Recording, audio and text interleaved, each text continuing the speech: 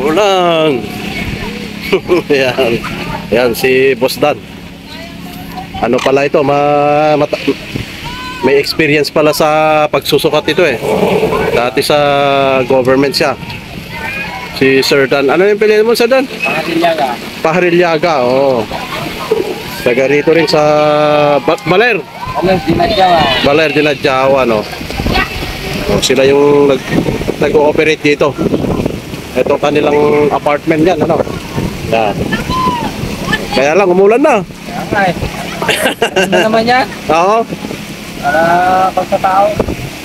Pero experience mo sa pagsusukat kapag may ano na, may muhon na, mahirap lagpasan yon. Mahirap lagpasan yun. Eh paano kung may diferensya kapag sa title against doon sa ground, doon sa may muhon? Anong susundin doon? Yung kinakadating mo. Ay, kumbaga, isasang tabi mo rin lang yung sukat, yung nakalagay dun sa technical description ng ano, title ng lupa. Yung nakahanapin kasi. Ay, ibig sabihin, hindi talaga basta-basta na kung yung ano, yung old na muhon, ano. Hindi dapat baliwalain yun. Yun pala, no. Eh kaya nga, pagka sinukat, siyempre, kung na yan eh, high-tech na yung pagsusukat. Ayun, pag sinukat mo, iba yung nakakuan dun sa technical description. Ang masusunod pa rin yung lumang muhon. Doon sa base sa kuan mo.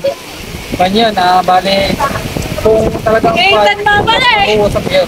Oo nga. Mag-uusap. Kasi ang mangyayari niyan pagka umalis ka naman doon sa may kuan niya, muhon niya.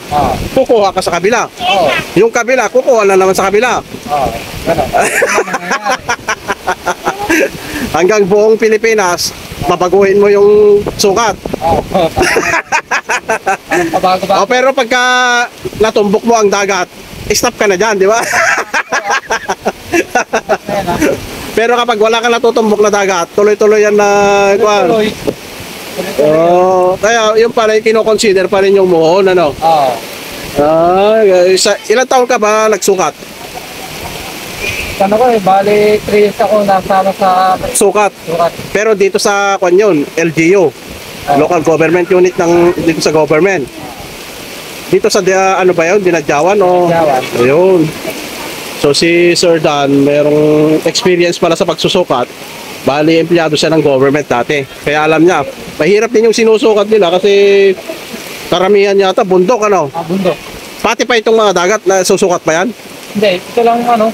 Dito ka na lang kasi accretion sabi nila dito eh pagka ano na ano wala hindi mo pwedeng i-title. Hindi. Paano kung yun ang nagmamayari diyan na yun nga eh parang sa gobyerno yan. Gobyerno. Kaya pero kung mayroong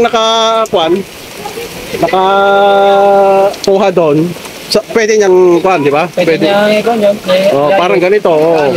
Pero hindi na pwedeng patituluhan. Hindi. Ayun. Pwede niyang kunin yung lupa. Gagamitin niya, pwede niyang gamitin. Pero ang ano diyan, walang title. Pero hindi ka naman mapapaalis doon.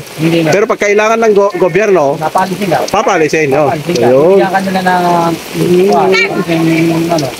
Ayun pala si Sir Dan may experience ako sa pagsusukat. Bali sa experience na, hindi pala pwedeng baliwalain yung yung muhon gobyerno na ito eh. Yan ang kabisado niya pala yung mga regularities dun sa pagsusukat.